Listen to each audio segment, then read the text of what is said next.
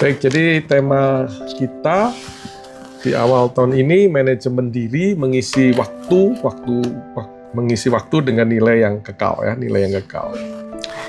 Jadi pada saat di awal tahun seperti ini, kita kan masih di minggu ke berapa ini? Ketiga ya, tahun Januari 2026 ya, di awal tahun, sebenarnya di akhir tahun bisa juga, tapi di awal tahun juga masih kesempatan yang baik untuk merefleksikan apa yang telah kita kerjakan di waktu yang lalu dan apa yang akan kita capai di waktu yang akan datang. Ya. Jadi ada kutipan dari Socrates yang sudah sangat tua ini yang mengatakan an unexamined life is not worth living. Ya.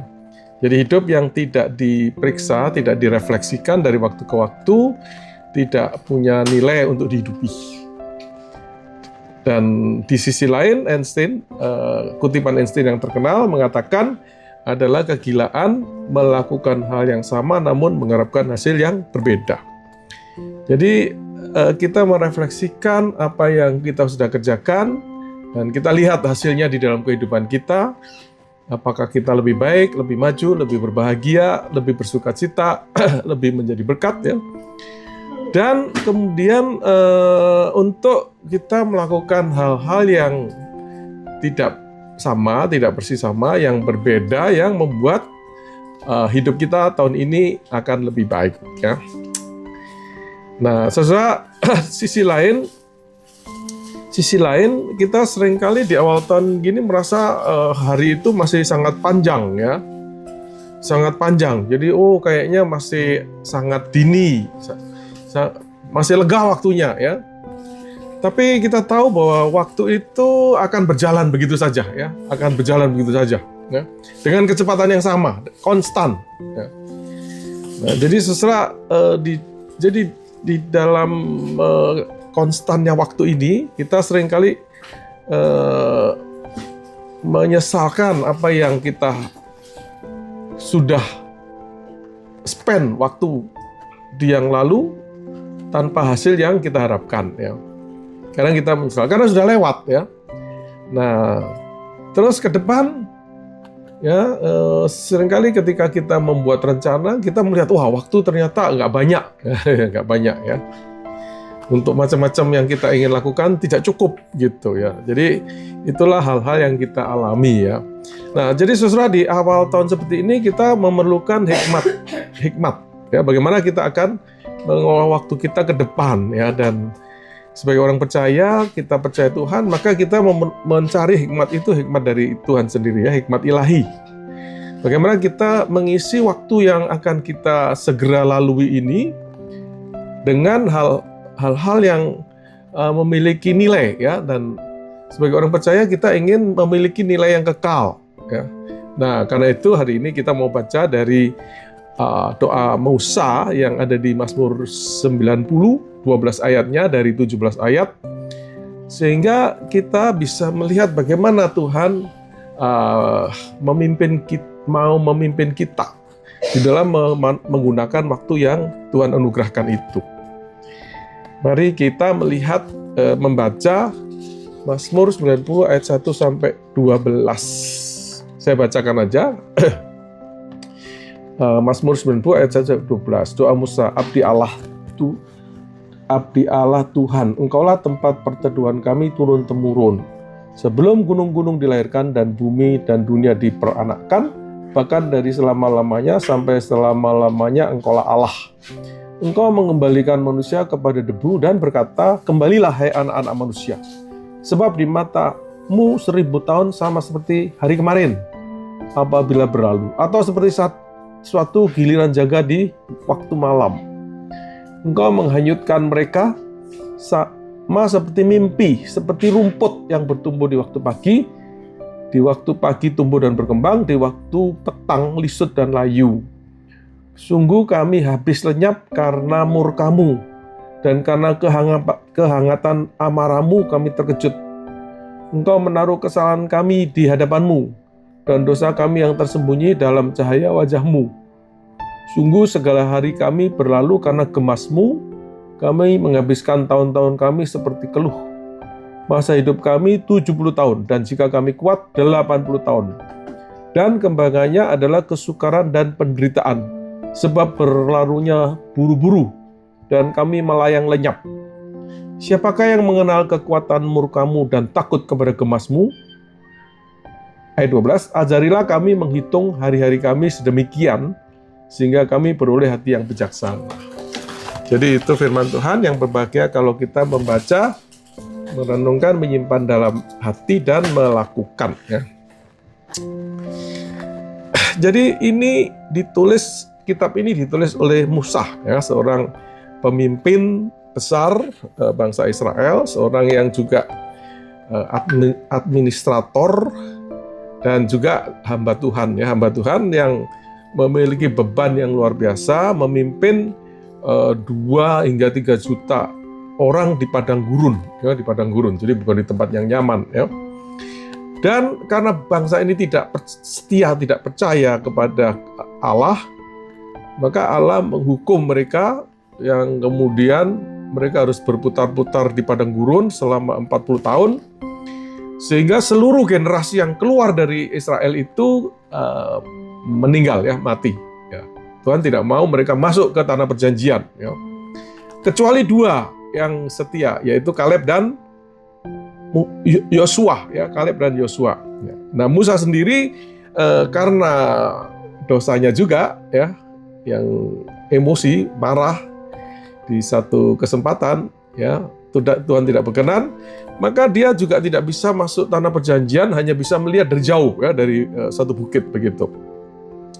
Jadi kalau dihitung secara rata-rata, ya, kita kan orang riset suka ngitung rata-rata, ya.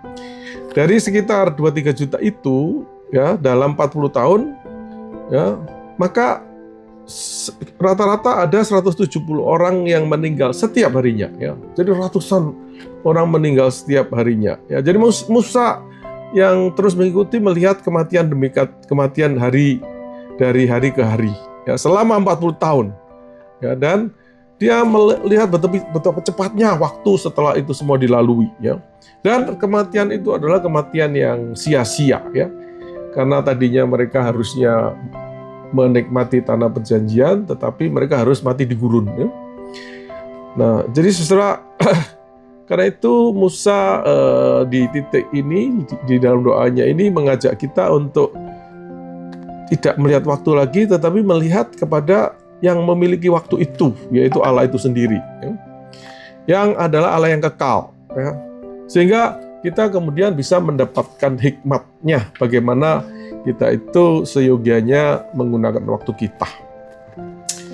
Baik, itu ini, ya, latar belakangnya. Nah, kita akan melihat 3 poin, ya, di dalam bacaan kita ini. Yang pertama adalah bahwa saudara kita harus melihat, ya, bahwa rumah kita yang kekal itu, atau waktu kita itu, ya, atau, ya, rumah kita yang kekal itu adalah pada Allah, ya, pada Allah, ya.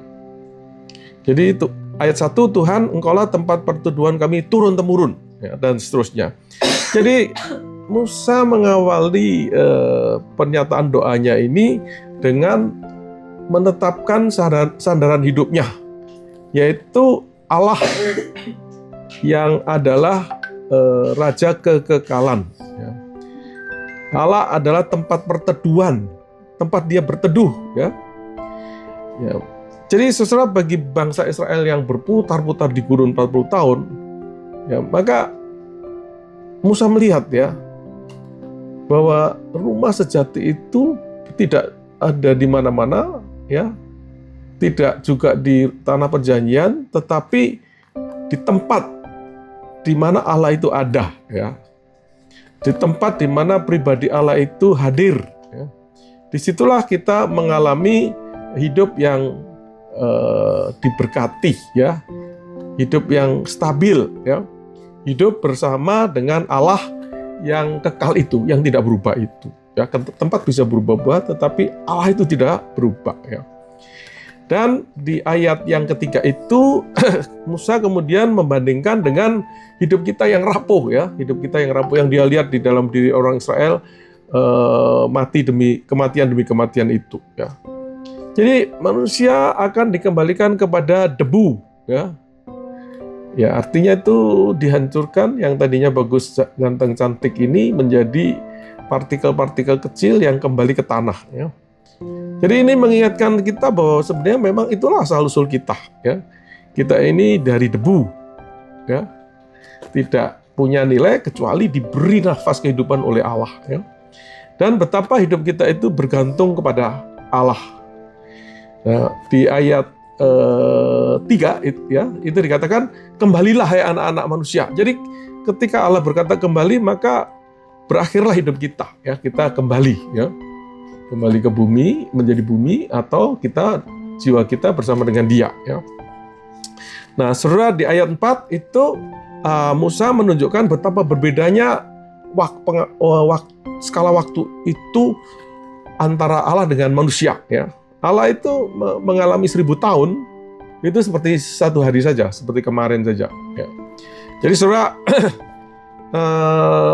kita kan baru tahun 2026 ya, jadi lama sekali ya, seolah-olah ya 1000 tahun itu ya. Tapi Allah melihat itu seperti kemarin. Jadi artinya Allah memang tidak bergantung, tidak di dalam waktu ya.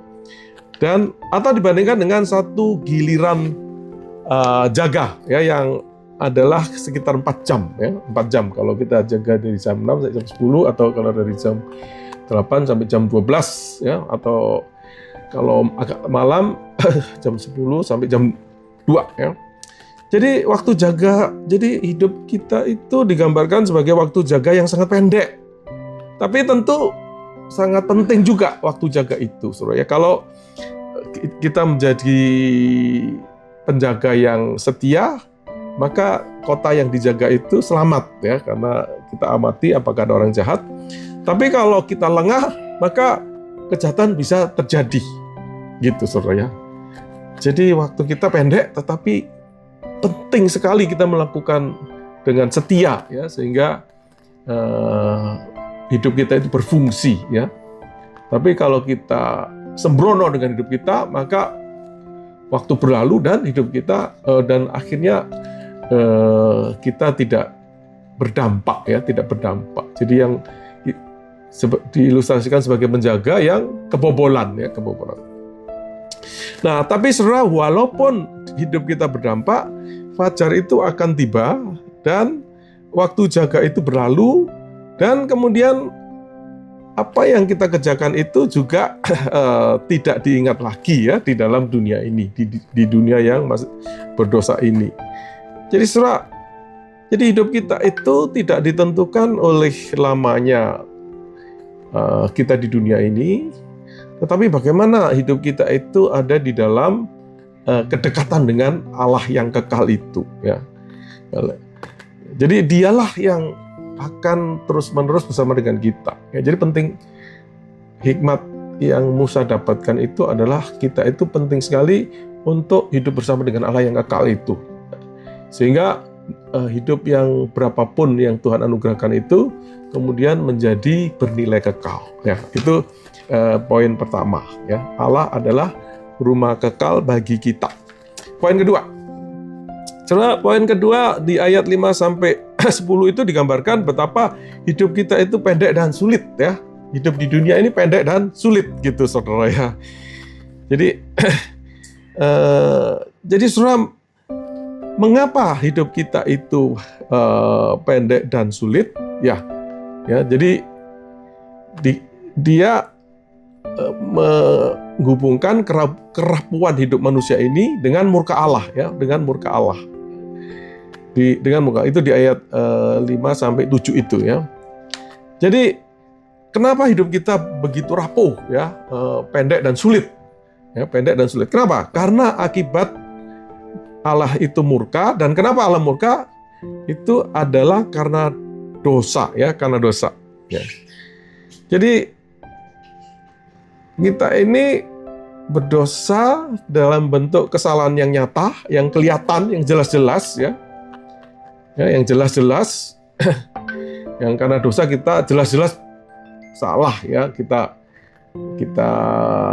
melakukan hal-hal yang tidak sesuai dengan firman Tuhan, salah ya, berbohong, menipu ya, menyakiti hati orang ya, dan sebagainya. Jelas sudah salah ya. Tapi juga hal-hal yang dikatakan dosa yang tersembunyi ya. Dosa yang tersembunyi. Mungkin kita melakukan hal yang kelihatan baik ya. Misalnya kayak saya begini ya, melayani firman Tuhan. Oh, kelihatannya baik ya. Tapi ternyata motivasi saya tidak untuk betul-betul melayani firman Tuhan, tetapi saya ingin terkenal atau saya ingin dipuji gitu, saudara. Jadi saudara, itu pun dosa. Jadi dosa yang nyata-nyata dan dosa yang tidak kelihatan itu akan terang di mata manusia ya, dan itu dosa yang menyebabkan Allah murka dan kemudian akibatnya menghukum ya, sehingga hidup kita itu rapuh. Artinya susah dan pendek ya. Jadi kita seperti keluh. Ya, kita harus bekerja keras menghadapi krisis ya, ekonomi, sakit penyakit dan menua dan sebagainya ya. Karena dosa itu.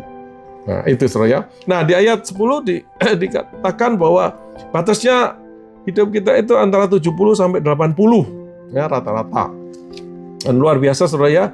Ternyata harapan hidup sekarang ini sekitar 73 tahun ya, 73,4 tahun ya. Dan saudara, dikatakan bahwa di dalam batas itu ketika kita mencapai puncaknya ya, puncak atau kebanggaannya itu pun akan ada banyak kesukaran ya. Kesukaran. Jadi saudara, apa yang kita capai sebagai sesuatu yang paling berharga pun kalau kita kerjakan sendiri itu di luar Allah itu akan menjadi sesuatu yang banyak disertai dengan kesulitan ya, kelelahan, beban gitu saudara ya. Jadi apa yang kita lihat sebagai puncak ya, misalnya Presiden Prabowo yang begitu ingin jadi presiden tercapai.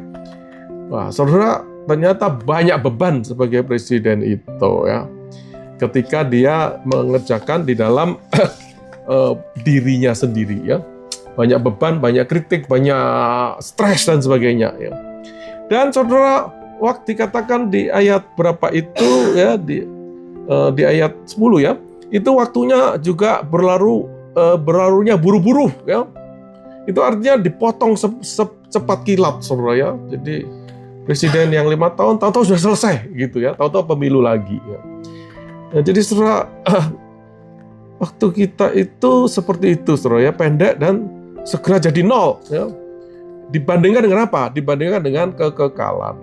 Jadi berapa tahun pun kan kalau dibandingkan kekal jadi nol, saudara ya, secara matematika. Ya. Nah, jadi saudara, di dalam kesadaran seperti ini, maka pertanyaannya, saudara ya, itu tadi bicara tentang dosa. Apakah ada dosa yang belum kita selesaikan? Ya, diselesaikan, bertobat, minta ampun dan tidak mengulang lagi ya. Waktu begitu terbatas, jangan tunda lagi untuk tidak bertobat ya. Dan saudara, pertanyaan lain adalah apa yang benar-benar berharga untuk kita kerjakan di dalam waktu yang terbatas itu ya. Ya, jadi apa ya, karena waktunya begitu pendek. Itu poin kedua saudara ya. Nah, poin ketiga, ini berapa menit? Oh, saya nggak ya. Oke, poin ketiga. Nah, jadi poin ketiga itu atau poin terakhir adalah mari saudara karena itu menghitung hari-hari kita dan kemudian berubah hati kita itu ya menjadi hati yang bijaksana ya. Jadi saudara, Musa menyadari manusia seringkali gagal memahami keseriusan Allah itu kudus dan Allah itu murka terhadap dosa, yaitu di ayat 11. Ya. Jadi kemudian dia tiba pada satu kesimpulan, ya, yang paling sangat penting, yang kritikal, ya. Di ayat 12, ya, ajarilah kami Tuhan menghitung hari-hari kami sedemikian sehingga kami beroleh hati yang bijak, ya. Jadi saudara, di situ kita bisa menyimpulkan ada orang yang tidak menghitung hari. Jadi waktu itu seperti tidak ada batasnya, ya. Akhirnya orang akan hidup dengan pikiran seperti itu, hidup seenaknya, tidak melakukan hal-hal yang penting. Dia beraktivitas saja begitu, ya. Seolah-olah waktu tidak ada habisnya, ya. Jadi mengalir gitu aja hidupnya. Tapi kita bisa juga menyimpulkan bahwa orang itu menghitung hari, tetapi tidak sedemikian, ya. Itu ada kata sedemikian, ya. Jadi saudara, orang bisa menghitung hari sekedar sebagai angka. Wah, saya sekarang sudah usia sekian. Sekarang sudah usia sekian. Wah, saya sudah usia sekian, saya belum menikah. Wah, saya belum ini. Tapi hanya sekedar sebagai angka, saudara, ya. Jadi dia melihat sebagai satu data saja gitu, ya, bagi bahasa riset kita. Tapi yang Musa kemudian doakan adalah ajarlah kami menghitung hari sedemikian, ya. Ya, sehingga kemudian beroleh hati yang bijaksana. Jadi saudara, sedemikian itu berarti ada sesuatu, ya, yang dimaksudkan di dalam sedemikian itu, ya. Yaitu bahwa dia ingin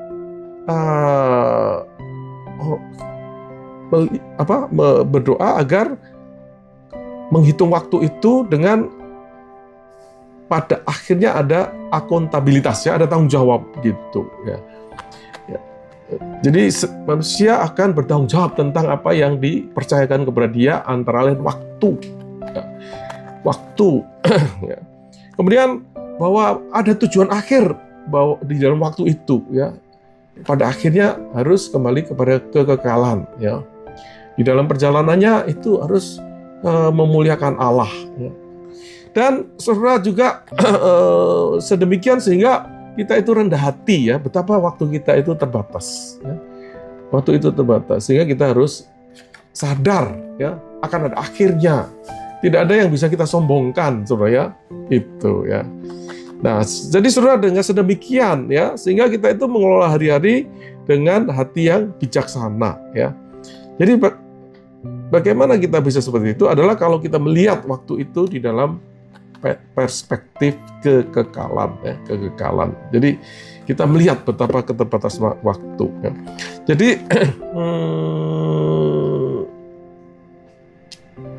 ya. Jadi saudara, pertama kita ayat ini adalah berbicara tentang kesadaran akan mortalitas manusia, ya. Jadi kesadaran bahwa kita hidup di dunia ini ada batasnya, ya. Kedua, saudara, ajarlah, berarti kita bergantung kepada guru, ya, guru ilahi itu, ya. Sehingga saudara, kita yang secara alami tidak menghargai waktu, tidak mengerti waktu yang tanpa batas itu, kemudian Tuhan mengajar, ya, di dalam batin kita, ya, agar kita menghargai waktu, melihat di dalam perspektif kekekalan, ya. Dan kemudian mengarahkan, ya, pengajaran itu untuk memiliki hati yang bijaksana, saudara, ya. Di Amsal 21 ayat 11 itu ada 3 kategori manusia, saudara, ya. Ada orang pencemooh, ya. Dia itu menolak kebenaran, meremehkan kebenaran, ya. Misalnya, merokok itu menyebabkan sakit yang terminal, kanker dan sebagainya. Tidak percaya. Itu lihat tuh, orang merokok masih sehat-sehat. Ya, itu. Ada orang yang naif, ya, tidak berpengalaman, naif, ya. Belajar kalau lihat orang lain mengalami, ya. Setelah orang yang merokok itu kemudian kena serangan jantung, wah, baru dia belajar. Oh iya, ya. Ternyata rokok menyebabkan jantung. Saya tidak mau lagi merokok. Ya. Nah, tapi saudara, ada orang yang bijak. Ya. Orang bijak ini belajarnya gampang. Ya. Dia bisa diajar, dia gitu ya, langsung dia percaya dan bertindak. Ya. Nah, kalau masalah kerohanian, maka dia belajar dari firman. Ya. Ada hidup kekal. Tuhan marah. Ya, percaya. Nggak perlu dihajar dulu dengan sakit penyakit baru percaya, saudara. Itu orang yang bijak. Ya.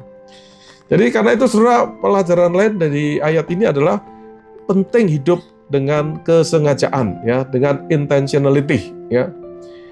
Persediaan hari kita terbatas, karena itu kita tidak menghamburkan dengan hal-hal yang tidak berguna, ya, dengan kemarahan, dengan kecemasan, dengan sakit hati, ya, dengan perbuatan yang sia-sia, yang tidak memuliakan Allah.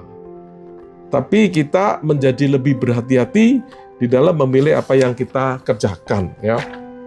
Dan saudara, ini ada nggak implikasinya ya? Implikasinya ya. Jadi apa implikasinya untuk hati yang bijaksana? Maka kita urgent untuk menggunakan waktu yang sedikit ini untuk berbuat kebaikan, ya. Segera mengampuni, segera melayani, jangan tunda-tunda, ya. Segera mewujudkan kasihnya kepada sesama kita itu, ya. Punya prioritas, ya. Ya, apa yang prioritas, apa yang mendesak, apa yang tidak penting, ya. Ya, yang penting adalah hal-hal yang berdampak kepada kekekalan, ya. Mengasihi, mengampuni, memberi, melayani dan sebagainya itu. Menjaga kerendahan hati, ya. Jadi menghitung hari membuat kita tidak bisa sombong lagi, saudara. Iya ya, kalau seperti orang seperti saya yang sudah 67 ini, saudara, berapa tahun lagi, ya. Tidak akan lama lagi gitu, saudara. Jadi tidak ada hal yang bisa kita sombongkan gitu di dalam keterbatasan ini, ya. Lebih bergantung kepada Tuhan. Dan yang poin terakhir itu adalah mari fokus pada mewariskan apa yang bisa kita wariskan dalam waktu yang tersedia ini, ya. Itu umumnya adalah berhubungan dengan sesuatu yang penting, ya, karakter, ya. Warisan rohani, ya, agar orang percaya, ya. Jadi saya sangat memprioritaskan persekutuan di tempat kita ini, karena ini akan berdampak hidup saudara tidak aja pada waktu bekerja, tapi juga hidup kekal saudara, ya. Jadi sangat penting kita itu menghargai persekutuan kita ini. Itu, saudara, ya, penutup. Jadi, saudara, hidup kita ini kita lihat sangat terbatas, singkat, ya, penuh dengan kesukaran karena akibat dosa itu, ya. Dan bacaan kita mengajarkan dalam waktu yang pendek ini, mari tidak menjadikan ini sia-sia dengan bersandar kepada Allah, ya, Allah yang kekal itu, ya. Jadi penting sekali kita sadari bahwa apa yang kita kerjakan di dunia itu berdampak di dalam kekekalan. Ketika kita melakukan sesuatu yang tidak bernilai, akan sia-sia di dalam kekekalan. Tetapi ketika kita lakukan sesuatu yang bernilai di mata Tuhan, maka itu kita bawa kepada hidup kekal kita, ya. Paulus di Efesus 5:15-16 itu mengingatkan, karena itu perhatikan dengan seksama bagaimana kamu hidup. Janganlah seperti orang bebal, tetapi seperti orang arif, pergunakanlah waktu yang ada karena hari-hari ini adalah jahat, ya. Jadi, saudara, mari kita membuat komitmen baru, ya, mengelola diri, menggunakan waktu untuk hal-hal yang bernilai, ya, mempersembahkan hati yang bijaksana itu kepada Sang Pemilik waktu itu pada waktu kita bertemu dengan Dia muka dengan muka, ya. Sebagai aplikasi, saudara, mari kita kembali, ya, ke kasih yang mula-mula, ya. Jadi seringkali dengan bekerja, dengan berlalunya waktu, dengan pergumulan, ya, kasih kita kepada Allah merosot, saudara, ya. Mari kita kembali, ya, mari kita mengisi jiwa kita dengan firman dan kehadiran Tuhan, ya, di dalam saat teduh, di dalam doa, di pagi hari, ya, supaya kita bertumbuh kasih kita kepada Dia. Kedua, saudara, mari kita fokus pada hal-hal yang penting, ya. kurangi hal-hal yang mencuri waktu saudara. Ya, mungkin media sosial, sosialisasi, hobi, khawatir, gosip dan sebagainya, sia-sia saudara. Kita kurangi, kita buang ya yang betul-betul tidak berguna ya. Kita gunakan lebih banyak waktu untuk hal-hal yang berguna ya, belajar firman Tuhan ya, melayani dan sebagainya. Ketiga, saudara, di ayat 17 itu Musa minta, teguhkanlah perbuatan tangan kami. Jadi saudara, mari kita bekerja dan minta Tuhan memberkati apa yang kita kerjakan, apapun itu ya. Di lapangan, di DP, di riset ya, presentasi ke klien, Tuhan jadikan ini bermanfaat ya, menjadi berkat ya. Biarlah ini yang saya kerjakan ini memiliki bobot kekal gitu ya. Dan terakhir, saudara, mari di dalam waktu yang singkat ini kita menginvestasikan waktu kita untuk membangun relasi ya, membangun relasi dengan orang-orang yang ada di sekitar kita ya. Ya, di rumah maupun di gereja maupun di kantor ini saudara ya. Jangan sampai ada kita itu terputus ada ganjalan, ada permusuhan dengan orang-orang di lingkungan kita ya. Karena hari kita ini hanya hari ini saudara, hari esok belum tentu ya. Mari kita gunakan semaksimal mungkin untuk membangun relasi. Ingat, perintah utama adalah mengasihi Allah dan mengasihi sesama saudara. Baik, itu renungan hari ini.